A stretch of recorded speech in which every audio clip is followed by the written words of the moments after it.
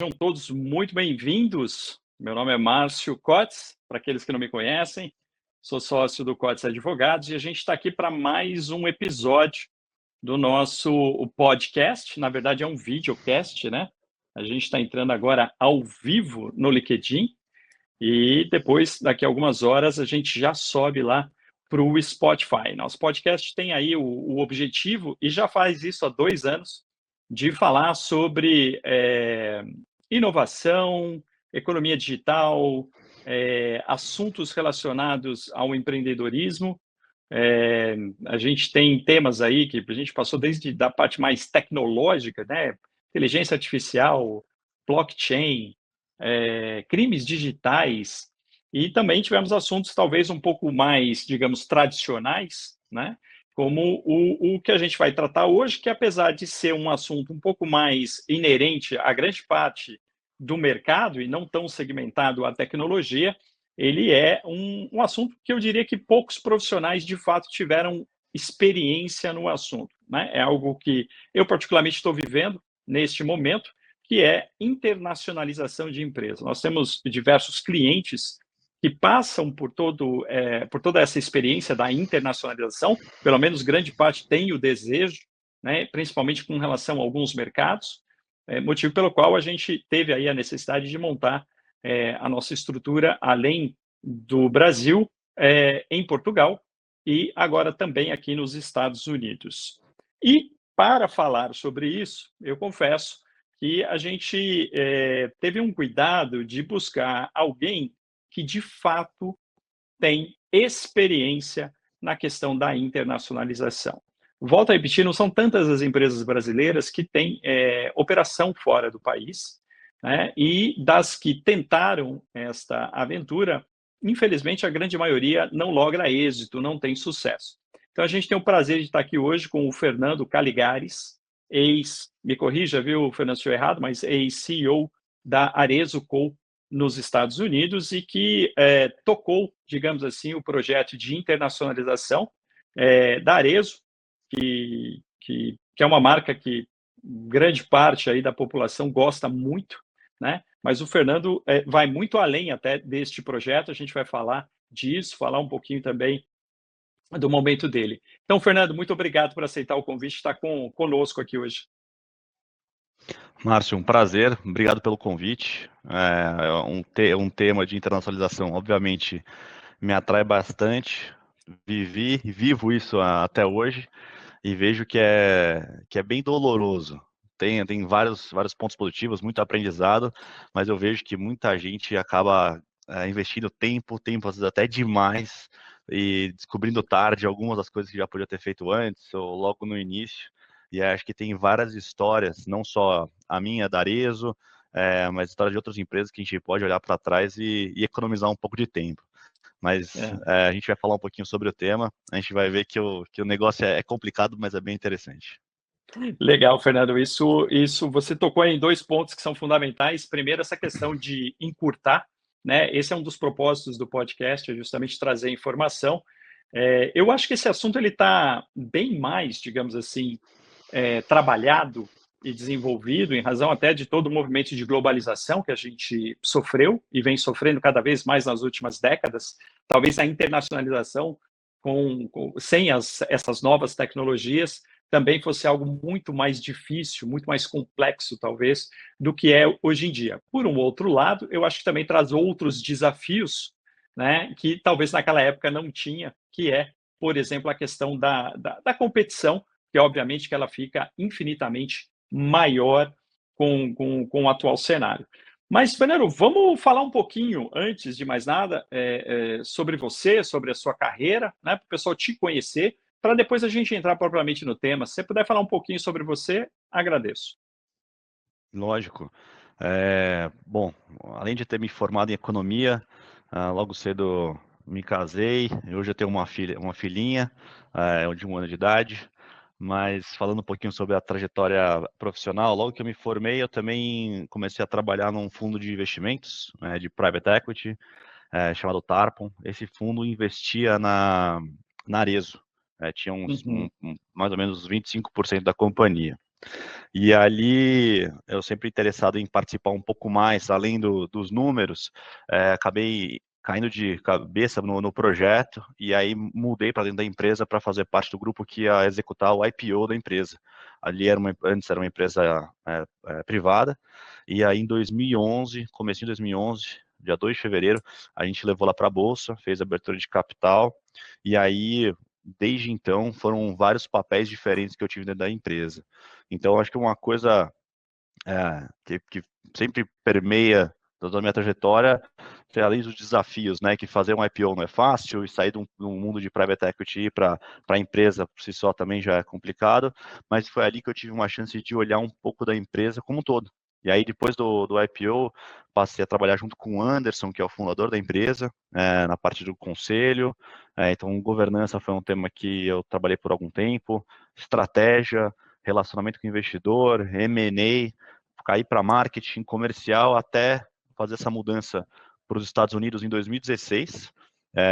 E lá era o intuito inicial era de organizar a plataforma que a gente estava criando lá fora para conseguir escalar o nosso negócio internacional. E aí, começando como operações, financeiro, até 2019, ficar realmente à frente da operação, em 2020 me tornar CEO da divisão internacional, não só dos Estados Unidos, mas tudo que é não Brasil. O Brasil, deixa com o Brasil, é grande demais, lá o time, a companhia tinha tem 1.000 lojas aqui no Brasil, enquanto fora do Brasil tinha muita coisa para acontecer, então isso ficou sob minha supervisão, e a gente fez algumas coisas bem legais. Tem as duas marcas que a gente levou para lá, a Schutz e a Alexandre Birman, preparou a companhia para lançar a marca Arezzo, que lança esse ano, preparou a companhia também para fusões e aquisições.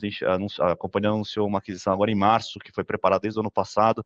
Então, vários passos importantes aí que a gente preparou a empresa para começar a executar e continuar trilhando esse caminho de sucesso.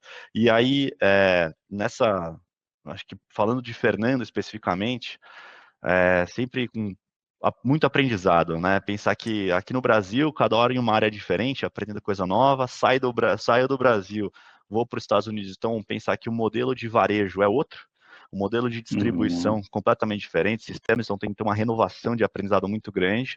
Então, acho que tem uma veia empreendedora aí no meio do caminho, né? De descobrir caminhos para saber como melhor executar e trazer resultado para a empresa, e sempre pensando no longo prazo, né? Estratégia, acho que sempre foi um ponto que sempre muito abordado, e aí até que hoje, nesse momento que eu tô, eu saí da Arezzo agora em fevereiro, acho que a empresa está num patamar muito bacana, está super bem estruturada, e aí eu quero agora fazer essa mudança de começar a focar cada vez mais em projetos de longo prazo, ajudar empresas que estão passando por esse momento de internacionalização, economizar um pouco de tempo, porque pensar, a loja da Schutz, na Madison Avenue, foi aberta em 2012.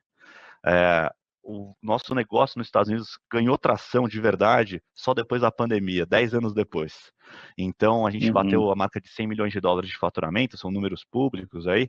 Então, foi só então, deu 10 anos para economizar. Por que demorar tanto tempo? Acho que tem algumas coisas que as empresas podem fazer para não esperar tanto tempo para acontecer. E eu quero poder ajudar. Acho que tem esse tempo nos Estados Unidos, 7 anos morando lá, e ainda mais uma posição generalista, acho que me faz muito útil para as empresas que estão surfando essa onda internacional. Ou Não, eu não tentando tenho surfar, dúvida né? nenhuma. Eu aqui já dou como sugestão, né? Todas as empresas que estão precisando aí de membro no conselho com experiência em internacionalização, fica aqui a minha indicação para o mercado, Fernando. Eu acho que seria uma ótima aquisição. E o grupo Arezzo, né, dispensa comentários. Arezzo, a gente teve a oportunidade, enquanto escritório, de fazer algumas coisas. O projeto de Omnichannel, junto com o Maurício Bastos, que é o diretor de digital do grupo, né? Ele procurou a gente já há alguns anos e falou: olha, quero implantar um Omnichannel de verdade aqui no Brasil, né? Como existe fora. E a gente fez, dentro do que era possível da legislação brasileira, o que era possível, né? Por quê? Porque a gente tem uma legislação que o ICMS não ajuda muito quando a gente fala de circulação de mercadoria. Então, tinha ideias bem inovadoras, Isso. bem interessantes, que infelizmente naquele momento, do ponto de vista tributário, não era possível, mas foi um projeto de sucesso. Dentre outras coisas que a gente caminhou, o Grupo Arezzo mora no nosso coração, né, enquanto escritório. A gente teve a oportunidade de ir algumas vezes lá na sede, e fora que eu também tenho uma historinha pessoal, a gente tem um outro cliente, que é da família Verdeja, que acabou por coincidência, né, a irmã de um amigo meu, que é o Marcos Verdeja, que inclusive mora aqui perto de mim, em Miami.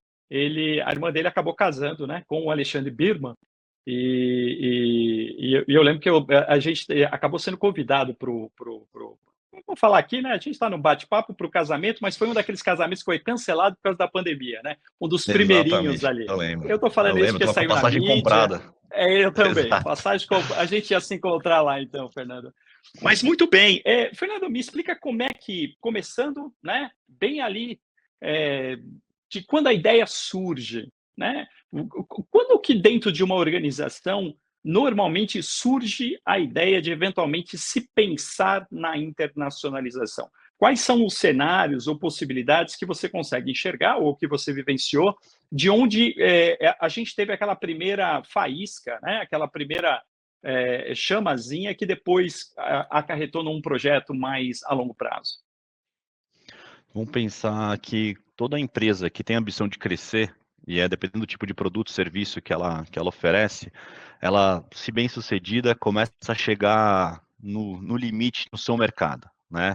E ela tem que pensar em novas formas de continuar crescendo.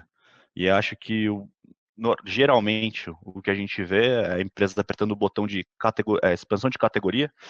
Então, no caso da Arezzo, já há muito tempo vende-se outras coisas que não são sapatos. Mas pensar dentro do sapato de couro tradicional, vende-se também os sneakers, os tênis.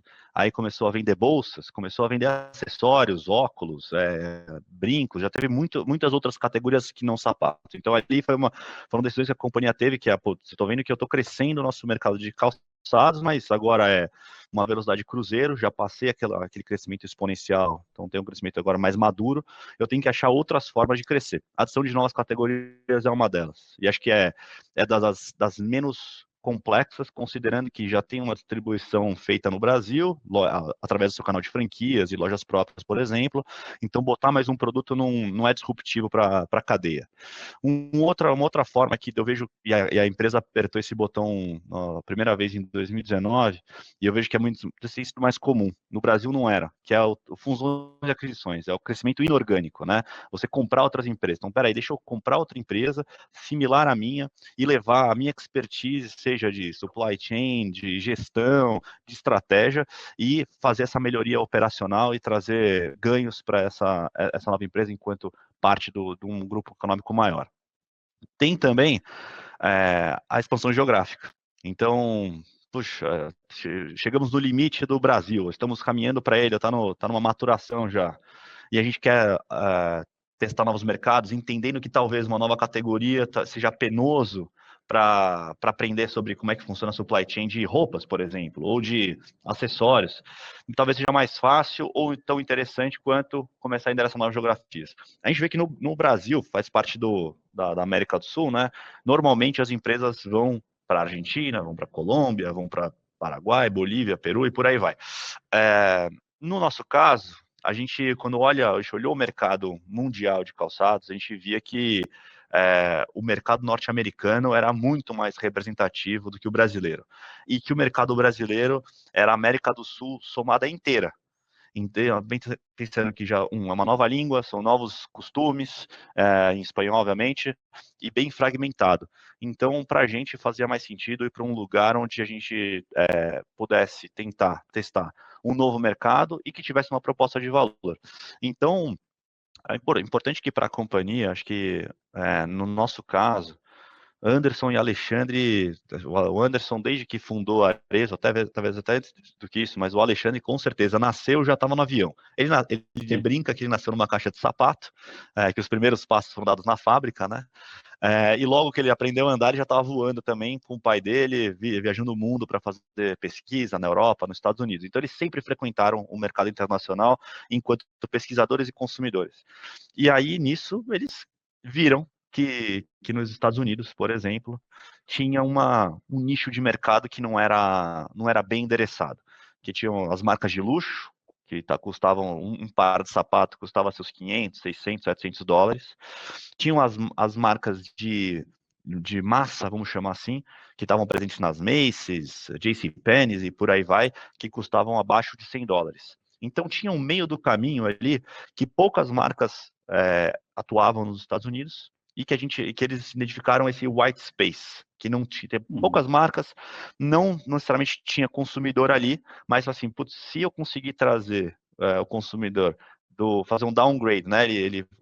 Você está pagando alto por um preço de um produto italiano, deixa eu te oferecer um brasileiro 100% couro. Ou até a pessoa que está comprando o sapato chinês 100% sintético, que tal você pagar um pouco a mais e fazer esse uptrade aí e pegar um sapato da Schutz? Então eles viram nesse nicho e aí a oportunidade estava lá. Então sempre foram provocados por isso. Mas em 2012, alguém deu uma ideia numa reunião que o Alexandre gosta bastante, que é essas reuniões criativas, de que só pode dar ideia louca, ou ideia maluca, diferente, fora da caixinha. E Ele alguém quase ali não gosta disso, né? quase não gosta disso. E ali a gente estava num 2012, pensar que isso já tinha passado o IPO, a empresa já tinha um pipeline de crescimento dentro do Brasil, com a expansão de franquias da marca Arezzo, abertura de lojas da marca Schutz, a Capri sendo expandida também, então muita coisa estava já sendo executada. E o Alexandre sempre olhando lá para frente, já queria o que mais? Uma hora eu preciso começar a plantar sementes para lá na frente conseguir fazer, conseguir entregar um resultado esperado. E ali deram a ideia de por que não uma loja nos Estados Unidos? E ele sempre esteve lá, sabia que existia esse white space, e ali a provocação foi feita e não deu outra. Alguns meses depois, a gente estava lá abrindo a nossa primeira loja na Madison Avenue. Então, acho que o pensamento de internacionalização ocorre para todo mundo que vislumbra crescimento, né?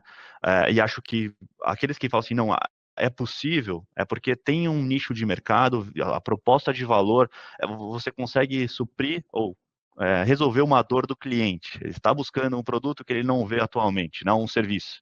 E naquele caso ele via esse white space e com a marca Schutz ele poderia endereçar. Então foi aí daí que nasceu crescimento e proposta de valor adequada. Foi assim que ele viu, foi assim que começou.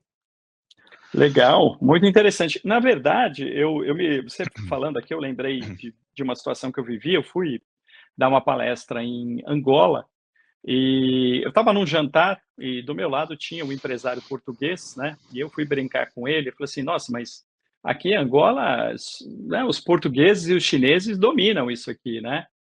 E aí eu brinquei com ele: vocês estão em todos os lugares. Ele olhou para mim e falou assim: não, vocês aqui não saem de casa. Aí eu olhei para ele, o que ele está querendo dizer com isso? Aí perguntei, como assim? E ele falou, Márcio, o empresário brasileiro, ele não é, aspas, criado para olhar para fora, né? Por quê? Porque o mercado é tão grande, né? O mercado brasileiro é um mercado grande, é um mercado relevante do ponto de vista de tamanho, até de volume, e então não há essa característica do executivo, do empresário brasileiro olhar para fora. Ele falou, já no nosso caso, por ser um mercado pequeno, desde a época das caravelas, a gente está olhando para mercado fora, né? E eu acho que é um pouquinho disso, é uma questão cultural. Essa questão da Arezzo, eu tenho orgulho de algumas marcas e alguns clientes. Aqui nos Estados Unidos, a gente também atende Gerdau, é outra marca que a gente tem o maior orgulho. Embraer também, eu estava num curso numa universidade aqui, lembro muito bem de um case que o professor falou, por causa de uma pergunta meio atravessada ali de um sueco com relação à América do Sul e Brasil, e aí o professor, né?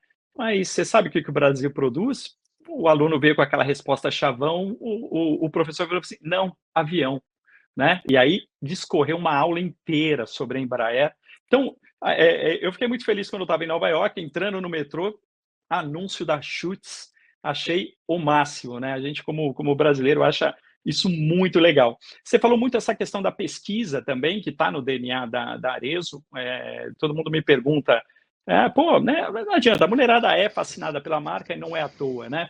Então eu me lembro quando eu fui a primeira vez lá na sede, me perguntaram, e aí, né, como é que é lá? Eu falei assim, ó, tem duas coisas que me impressionam. Primeiro é a área de P&D, eu falei, o pessoal tem não é um museu, mas assim, não sei como é que se chama, um centro de pesquisa, com pares de Aí. sapato de épocas distintas, né? Aonde os estilistas vão se inspirar para as novas coleções, né? Então é um negócio muito legal. Aí eu falei assim, e a outra coisa interessante, fica esperto, na Grande Porto Alegre tem um outlet com sapatos da marca Alexandre Birman, que ficam bem lá no fundo, que quase ninguém sabe, né? Para Isso. aqueles que não sabem, a marca Alexandre Birman digamos, a marca premium do grupo, né? Que leva a marca do próprio Alexandre. Mas, diante de tudo isso que você falou, eu acho que expansão, de fato, olhar crescimento é um dos principais fatores. Às vezes, talvez acontece a oportunidade de forma reativa, né? Às vezes você acaba tendo possibilidades que o mercado internacional te procura e você começa a pensar, pô, por que não? Né? Eu acho que isso também acontece. Não é o caso ali da Arezzo, mas acho que vale a pena aqui também pontuar. Agora, você explicou muito bem o porquê o mercado norte-americano, né? E eu diria que isso tem muito a ver também com o DNA da Arezzo. Isso eu estou falando pela experiência que eu tive. Porque, de fato, não é uma empresa que gosta de desafio, não é uma empresa que fica na sua zona de conforto, né? Acho que a zona de conforto seria muito mais América Latina. Acho que essa é uma ideia meio que natural das coisas. Eu agora, estando aqui nos Estados Unidos, estou entendendo um pouco melhor desse mercado norte-americano com tanta oportunidade, mas com tanto desafio assim. Chegando nos Estados Unidos, começando a operação, quais foram os primeiros desafios que vocês encontraram ali logo no início da operação? Acho que tem um. Bom, primeiro que uma vez que você opta por internacionalizar, dependendo do prazo que você tem, você consegue estudar bastante, entender qual é a dinâmica, quais são os players desse novo jogo, nesse novo tabuleiro que você está inserido, né? Então, pensar que uma empresa como a Arezzo, lá em 2012, já tinha só a da marca Arezzo, já tinha suas 300 lojas, mais as da Schutz, que já estavam no caminho para construir. Lá, você não tem mais os mesmos parceiros para executar as mesmas coisas. Então, isso vai desde sistema até o empreiteiro que vai construir a loja, o mobiliário talvez tenha que ser de um outro fornecedor diferente. Então, você faz um reset no todo o seu supply chain, exceto a parte de produto mesmo, vem do mesmo lugar. Mas todo o resto, todos os fornecedores mudam. Então, isso causa um impacto. Mas se eu fosse apontar o principal, que acho que é o maior desafio, que você encontra isso de cara, é talento. Então, qualquer lugar que você vá, a dinâmica de talento, como ele se apresenta, como onde buscar ele, muda, né? E nos Estados Unidos não é diferente do Brasil. Enquanto que aqui, acho que o Anderson, o Alexandre, a Arezzo e todas as companhias que operam aqui conhecem muito bem o seu meio, onde estão as pessoas, quem é quem, onde buscar pessoas. Quando você vai para um novo país, vou me juntar a uma empresa que vai auxiliar nesse recruiting, né, nesse recrutamento de talento. Só que você vai ter que entender que a cultura que a companhia tem, obviamente tem um DNA muito forte, mas ela tem que ter um nível de adaptação local, né? Então, acho que o primeiro grande desafio é gente. E aí, até fazendo um paralelo com, acho que um case brasileiro de expansão internacional, que é a Ambev, né? A ABI Ambev hoje em dia. Então, eles, quando faziam suas expansões internacionais, desde a Bélgica, Interbrew, até a própria ABI nos Estados Unidos, muita gente da empresa era deslocado. Vamos lá, vamos levar nosso time SWAT aí para ir lá e entender desse negócio, saber o que a gente está fazendo, quais são os desafios, como endereçar e por aí vai. Então, acho que acho que o principal desafio nessa descoberta que isso é a total assumido. A empresa passou por várias tentativas e erros e ela queria aprender. A empresa decidiu: eu não vou contratar uma consultoria de renome para me falar como eu devo fazer. Eu quero aprender a fazer esse negócio e vou ter meus aprendizados. Estou disposto a gastar uma porcentagem do meu lucro tendo esse aprendizado. Então ali acho que talvez esse de talento seja um dos principais. Obviamente que quando você, no caso de um Arezzo, que é um produto sazonal de moda, Quando você vende aqui no Brasil um produto que é de inverno, nos Estados Unidos, ao mesmo tempo, está sendo um produto de verão. E o oposto é verdade também. Lá aqui é verão, lá é inverno. E não é qualquer inverno. O inverno de Nova York é bem rigoroso, tá nevando. Então não é a mesma bota que serve para Nova York, né? Então tem uma adaptação, inclusive, de produto. E aí, então você pensa, talento, o seu produto ele tem que ser um pouco customizado, não dá para ser a mesma coisa, tem uma adaptação. E aí talvez um outro que você, dependendo da mentalidade da companhia, a Arezzo é uma empresa muito centrada em produto. Tá? Então, acho que como ela focou rapidamente nessa adaptação, o Alexandre viajando para lá já conhecia muito, e foi acho que a primeira coisa que já ele atuou. Mas a gente viu que o mundo foi mudando a sua cabeça em relação à consumidora. Acho que a consumidora antigamente era eu vou criar um produto e a consumidora vai querer o que eu for criar para ela. E hoje em dia tem esse termo de customer centricity, né? De você se colocar na cabeça da consumidora, nos pés da consumidora, e entender o que ela espera da sua marca. Então, acho que isso também, a consumidora americana, muito diferente da brasileira. E aí, isso tudo tem os seus efeitos no modelo de serviço. Então, se você vai numa loja hoje nos Estados Unidos, independente de onde seja, é diferente o atendimento do Brasil, tá? Aquela receptividade que você tem no Brasil é aquele calor, aquela intensidade, inclusive. Você vai numa loja aqui do Brasil, assim, se você conseguir sair com um produto só na mão, você é um herói, porque assim, o vendedor, ele vai tentar te fazer levar mais peças, porque tem que maximizar aquele atendimento.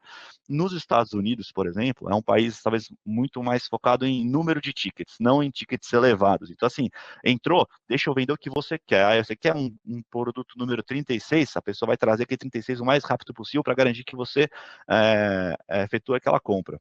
Enquanto no Brasil você vai passar uma hora na loja, a pessoa vai tentar te fazer levar 5 sapatos, 2 bolsas, acessório. Então, acho que tem uma diferença. Então, a gente viu isso muito claro quando a gente colocava vendedoras brasileiras e americanas atendendo os mesmos clientes e a diferença do resultado. E a gente via que o atendimento esse estilo brasileiro, né?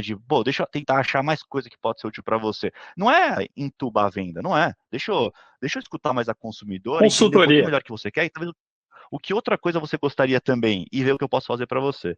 Então, acho que o brasileiro, esse atendimento que a gente tem no Brasil, ele é assistido e agrega bastante. Nos Estados Unidos, eu vejo ele muito mais transacional. Então, acho que esse foi outro modelo que a gente não estava acostumado.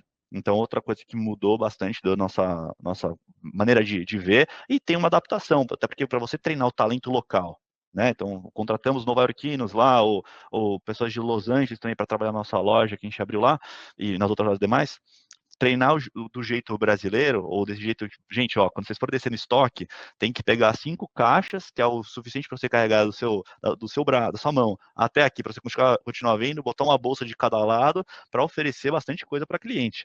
Enquanto que nos Estados Unidos é pegar aquele que ela pediu.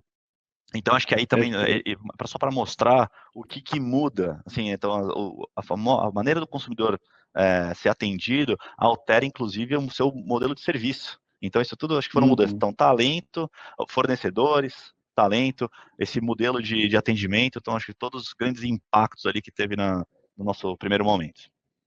Perfeito, acho que você descreveu super bem.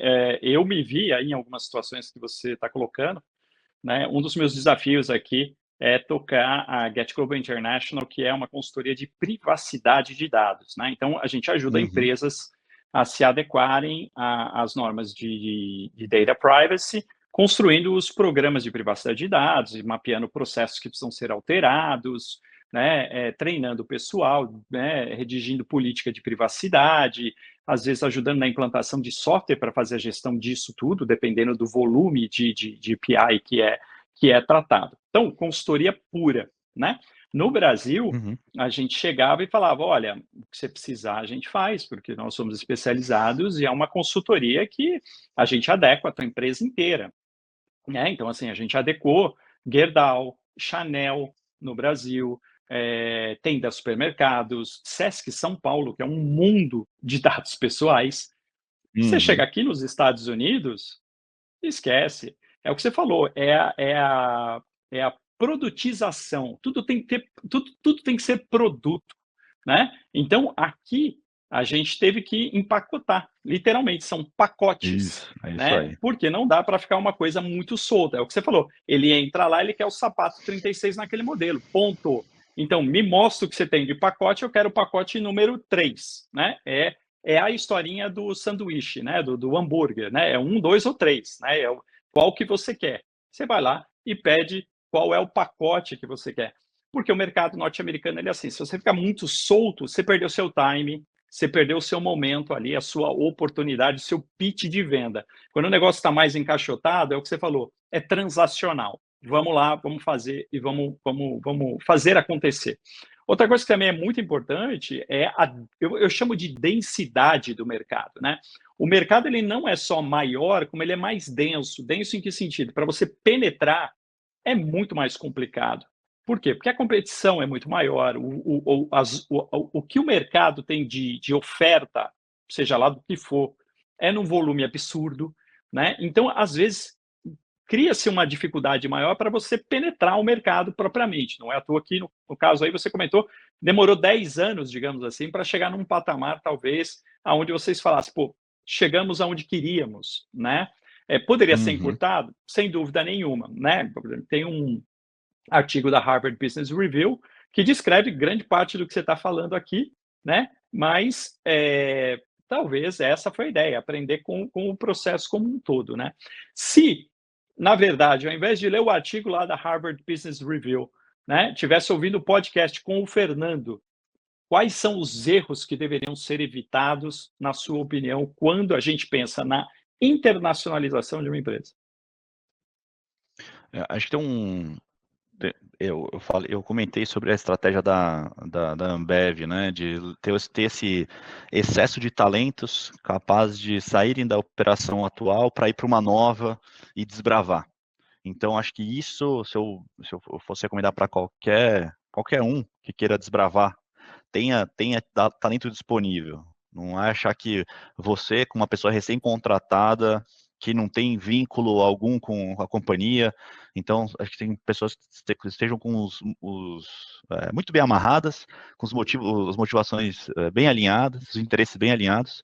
Então acho que isso é importante. Isso vai ajudar a maximizar o aprendizado e diminuir qualquer turnover sempre existe, então as pessoas vão sair, só que então se você consegue mitigar, então, deixa ser mais duradouro o relacionamento que você tem com essas pessoas, elas vão ficar por mais tempo, então você vai gastar menos tempo reaprendendo muita coisa. Então acho que tem esse ponto, que acho que é Você está falando de um ponto importante. interessante que você me fez lembrar que o próprio Jorge Lema ele fala no livro dele, né? No livro deles, na verdade, né? Que nas Isso. reuniões eles tinham que decidir quem é que vai pegar a guia, né? A guia, aquela que você usa no cachorro, ir lá prender o Isso. leão e trazer de volta, né? Porque assim, alguém tem que ir lá executar e tem que ser alguém de talento. E aí também toda a história do livro fala muito da meritocracia, da retenção de identificação e Exatamente. retenção de talentos. E eu acho que o maior exemplo disso é que o Jorge é, fez dois funcionários dele virarem dois dos homens mais ricos do Brasil, que são os sócios, né? Isso. Que acabaram, né, crescendo junto com ele. Então, eu acho que isso está muito de acordo. Eu acho que talento ele é fundamental, porque, de fato, alguém tem que ir para fora e executar. Ou, quando não, você vai ter que identificar alguém lá fora, que é muito mais difícil que possa fazer isso, né? Exatamente. E acho que o mundo, para as empresas que são de produto especialmente, de 2010 para cá, obviamente que a bolha, enfim, o dot-com começou muito antes disso, mas eu entendo que o e-commerce, ele começou a fazer muito mais parte da nossa vida recentemente, né? Então, lá em 2010, a gente começou a ver uma abundância de lançamentos de sites, cada marca foi lançando o seu próprio site, eu lembro, a Schutz lançou o seu em 2011, 2012, Arezzo depois, e outras marcas do mundo inteiro fazendo a mesma coisa. E isso é um jeito muito mais fácil e barato de você testar um novo mercado.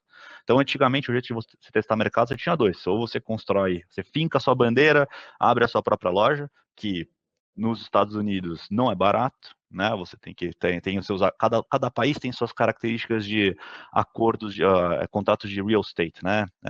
De aluguel. Aqui no Brasil, se eu não me engano, são 5 anos. Você pode ter uma renovatória, de alguma forma, e é lei, estabelecido por lei, não é só contrato. Lá nos Estados Unidos, o contrato é um pouco mais livre.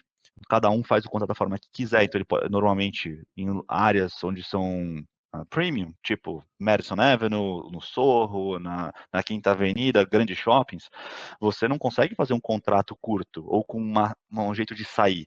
Você tem contratos de 10 anos, ou até mais. Então, você tem que ser muito esperto na hora de fazer um contato desses. Então, tem que tomar cuidado. Então, abrir uma loja talvez não seja o jeito mais fácil de apertar, não, desistir dessa maneira, vamos de outra. Pode ser um jeito muito caro de fazer. Fora que você tem que construir uma loja também, né? Então, eu vejo que o digital, o e-commerce, trouxe uma avenida aí de lançamento de novos produtos, novas marcas, que facilitou. E além disso, no passado recente, a Amazon, obviamente, já existe há algum tempo, mas essa dinâmica, esse canal chamado Marketplace, né, onde você consegue, através de um e-commerce de um terceiro, botar seu produto lá dentro, tentar vendê-lo lá você já consegue ter algum feedback sobre o seu produto, se as pessoas gostam dele, precificação. Então, acho que dentro tem o seu próprio digital, tem o digital de terceiros, você faz o seu estoque, você coloca lá.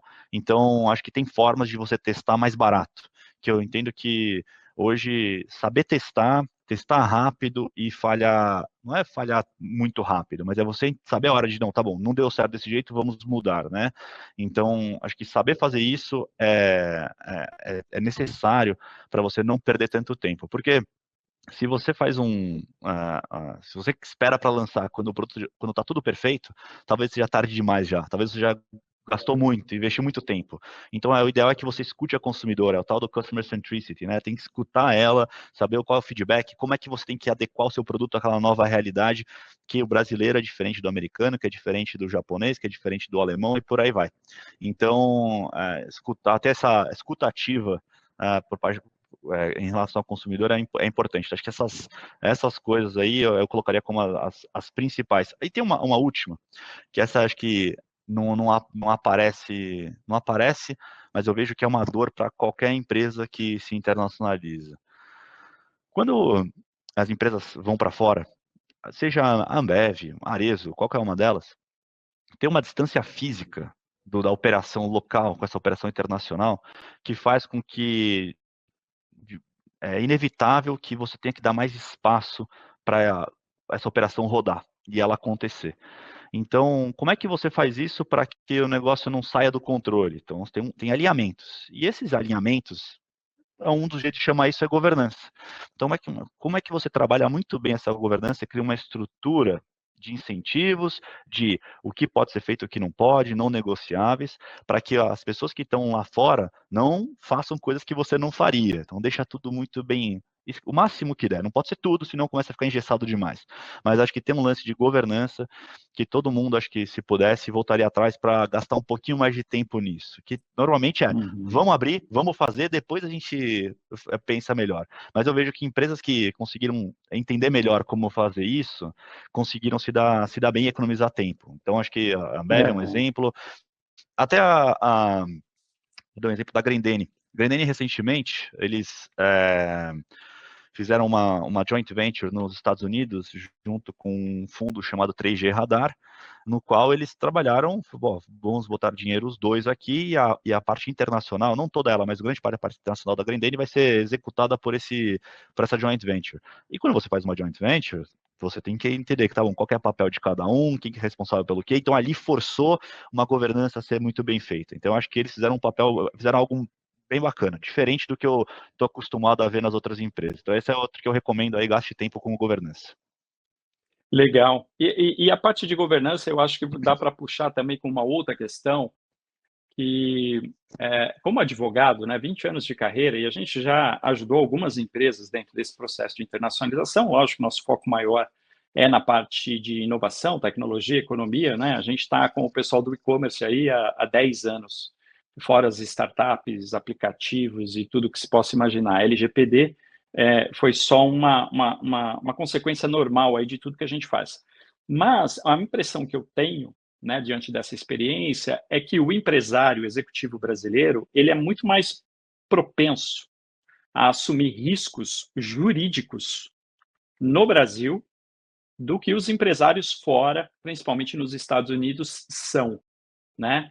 Então, quando você fala governança, não só para esse alinhamento, né, matriz, fundo de investimento, o grupo como um todo, mas no sentido de compliance mesmo, né? Porque eu acho, pelo menos, eu não sei a sua opinião, que assumir certos riscos jurídicos nos Estados Unidos, eu acho que o risco é muito grande. Como é que você enxerga essa questão da empresa, mesmo pequena, né, já nascer com uma certa governança barra compliance com relação às regras do local propriamente? Olha, acho que empreendedor, empresário no Brasil tem que tirar o chapéu, porque todos foram forjados na crise ou nas grandes dificuldades. Então, e souberam quebrar barreiras, quebrar regras e mudar as regras do jogo. Porque se tudo fosse feito como estava na lei, ou como algum político lá achou que era melhor desse jeito, a gente estava, nossa, há muito tempo atrás, a gente estava ainda no telefone de linha de escada ainda, não era no celular. Então, porque eu entendo que aqui no Brasil foi necessário, em todo lugar mas eu vejo que o Brasil começou a andar um pouquinho mais devagar que o resto do mundo, e o resto do mundo, esses países mais avançados, então o empreendedor tem um papel necessário em quebrar barreiras. Aí você pode pegar o Uber, iFood e por aí vai.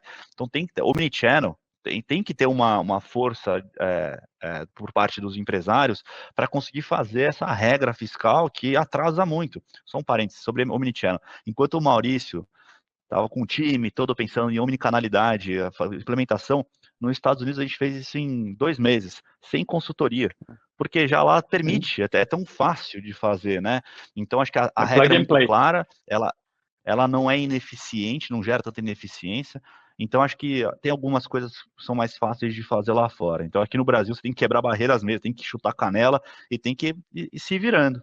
Ou se virar nos 30, que o brasileiro é muito bom, muito bom. E acho que isso, inclusive, faz do profissional brasileiro, não só o empregador, mas o profissional brasileiro diferenciado, tá? Porque é o que se vira nos 30, acha a solução criativa. Tem que lembrar, tem as 4 linhas do campo, você não pode passar O essa linha, campo. mas é É, muito criativo para conseguir ficar dentro dela. Então, acho que isso é importante. E quando você vai para fora do país, especialmente nos Estados Unidos, você tem que entender onde que tem regra, qual que é a dinâmica. Mas uma vantagem, na minha opinião, é que ou as coisas são mais livres, porque não existe um governo já traçando várias regras como aquilo deveria funcionar. É muito mais governado pelo mercado. Economias mais liberais são assim. Se você vai para a Europa, talvez seja um pouco diferente. Então, mas é importante, importantíssimo, você entender quais são as regras do jogo. Então não adianta só, vou lá, vou levar sapato na mala e vou vender. Não, você não pode ir em nenhum lugar.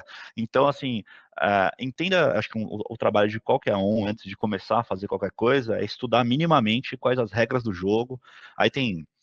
Aí todo mundo deveria fazer pelo menos o seu business plan, o seu planejamento estratégico, entender qual que é o SWOT, né? Quais são as forças de porta, entender o que rege aquela dinâmica do mercado que você quer atuar, né? Porque para você não tomar a bola nas costas, para você saber que é melhor fazer aquilo, não perder tempo, não tomar uma atuação ou levar uma multa sem necessidade, porque multa em real é caro, em dólar, em euro, mais caro ainda. 5 vezes mais.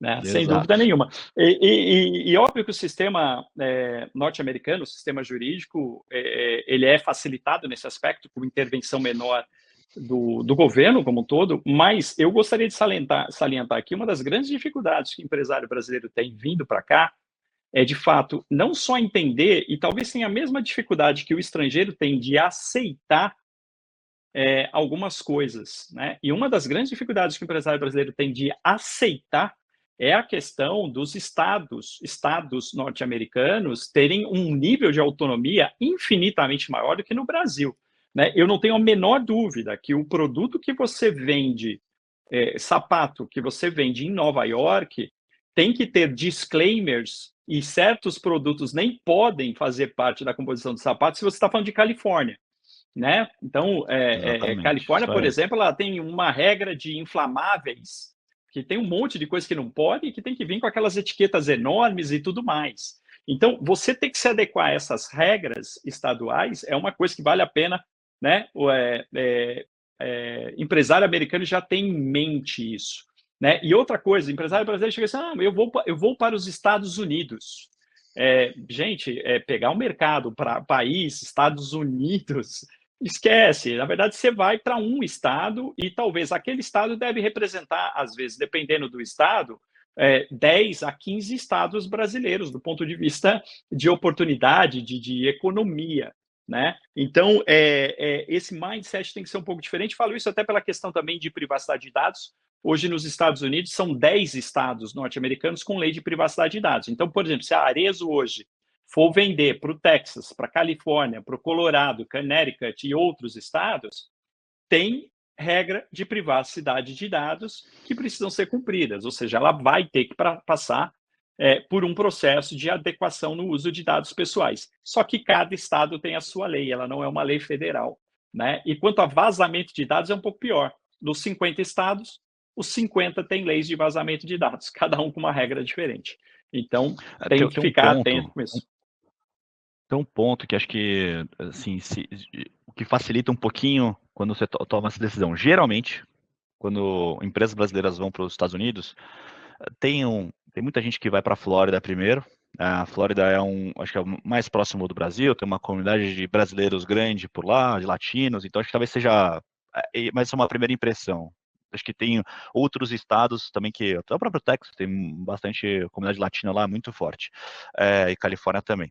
Mas outros 2 estados que eu vejo que empresas normalmente estabelecem suas sedes e acaba a sua atuação sendo maior nesses lugares é a Califórnia e Nova York. E esses 2 são dos 2 mais complicados. E geralmente, o que para simplificar, e a gente, eu na Arezzo, a gente adotava essa postura de olha, vamos pegar qual que é o mais difícil e isso aqui vai ser o padrão para todo mundo.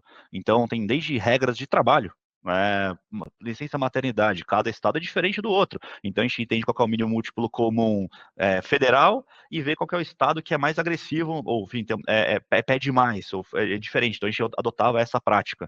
Isso fazia com que a gente não fosse reprovado, então minimizava. E a gente entendia que a gente viu que normalmente Califórnia e Nova York era um desses 2. Esses eram os 2 que a barra era sempre mais alta. Então, vão se basear por eles. No nosso caso, na Alexandre Birman, por exemplo, ela foi criada a 80% da coleção da Alexandre Birman até 2014 eram de animais exóticos. Piton, cobra piton principalmente. Na Califórnia, hoje, não pode.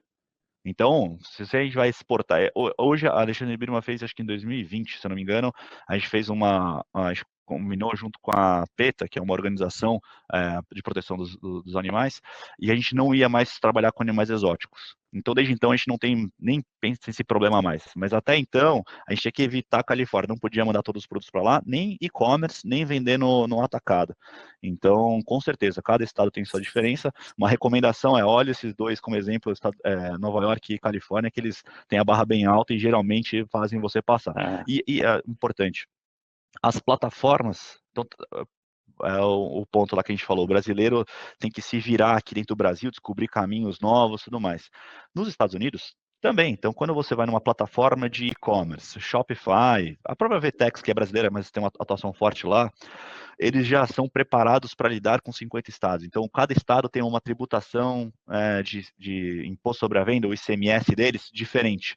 Mas já está tudo preparado para isso. Então, o imposto dentro da cadeia, ele é minimizado, não tem a mesma complicação de ICMS de circulação que tem no Brasil, estado contra estado. Então, lá, as soluções já vêm pré-prontas. É esperado que quando você lança alguma coisa, ela já é pronta para os Estados Unidos inteiro. Não seja, esse aqui só funciona na Flórida. Então, putz, hoje em dia, quem vende nos Estados Unidos vende para todo mundo, principalmente por conta do online, que é o que é um grande canal por lá, todo mundo atua bastante. Então, as soluções normalmente elas são federais, né? Não é só tailor-made para um estado específico. Perfeito, perfeito. O pessoal está enlouquecido, né? Todas as ferramentas que usam dado pessoal, porque elas vão ter que se adequar também, né? Só para você ter uma ideia, um dos nossos clientes, a Caleres, é uma empresa de software da Califórnia que a gente está ajudando a adequar o software, não é nem a empresa. Porque se o software não tiver adequado, você vai perder market share, porque nenhuma empresa desses mercados regulados vão contratar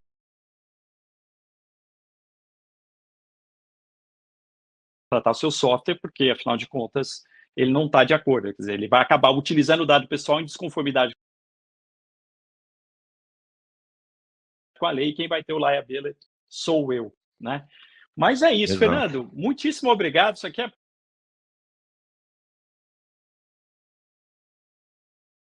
papo para semanas, nem para horas, mas a gente chega ao nosso final, 50 minutos aqui de bate-papo, passa muito rápido. Queria agradecer imensamente aí a sua participação, espero que o pessoal tenha gostado. Quer dizer, eu não tenho dúvida que gostaram, e todos aqueles que vão acabar nos ouvindo aí no decorrer aí do tempo, que afinal de contas o conteúdo acaba ficando on demand, ou seja, ele é acessado a qualquer momento, conforme a demanda do usuário, principalmente na plataforma do Spotify. Então, Fernando, muito obrigado aí pela sua participação. Foi um papo extremamente agradável. Aprendi bastante. Primeiro, obrigado, Márcio, pelo convite, de novo, muito bacana participar com você, e aí poder falar para todo mundo sobre um pouquinho de experiência de internacionalização, que eu acho que é um projeto, está na cabeça de muita gente, e todo mundo fica pensando, quando que vai parar de ter crise no Brasil, né? Que aqui é uma coisa que a gente se acostuma a ter crise todo ano, cada 2 anos tem alguma coisa acontecendo, então acho que aí você começa a pensar no sonho americano, sonho internacional, e aí acho que é muito legal que você faz esse tipo de podcast para ajudar as pessoas, e as pessoas têm o meu contato, fiquem à vontade, podem acessar, vou ficar muito feliz em poder ajudar quem tiver a fim de e voar nos Estados Unidos, na Europa e por aí vai. Muito bem, eu abri fazendo a sugestão, a indicação aí para o mercado, vou fechar da mesma forma. Acho que o Fernando seria uma ótima aquisição, ou seja, olha, a gente nem falou sobre isso, nem sei se são os planos do Fernando aqui, mas eu já estou vendendo o Fernando. De repente o Fernando já está assumindo outra posição aí corporativa e a gente não sabe, mas sem dúvida nenhuma, pelo menos profissionais com esse gabarito, seja como conselheiro, consultor, que modelo for, de fato encurta demais.